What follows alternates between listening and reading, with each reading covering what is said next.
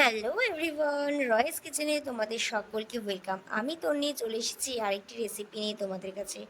আজকে বানাচ্ছি ঠান্ডা ঠান্ডা তরমুজ জুস।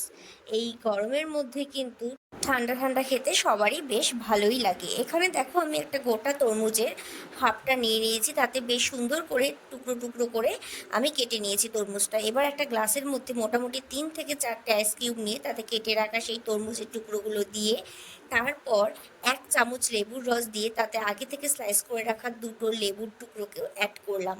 এরপর তোমরা চাইলে কিছু পুদিনা পাতাও অ্যাড করতে পারবে। তারপর 1 চামচ চাট মশলা অ্যাড করছি, তারপর একটু থেতিয়ে নেবে। তোমরা চাইলে কিন্তু ব্লেন্ড করে নিতে পারবে, টেস্ট কিন্তু একই থাকবে। থেতিয়ে নিলে এই যা খাওয়ার সময় তরমুজের টুকরোগুলো মুখে পড়বে। এরপর ওপর থেকে পরিমাণ মতন ঢেলে নাও স্প্রাইট, তারপর স্ট্র দিয়ে কুড়িয়ে নিলেই রেডি ঠান্ডা ঠান্ডা ওয়াটারমেলন জুস। খেতে কিন্তু দারুণ হয়েছিল।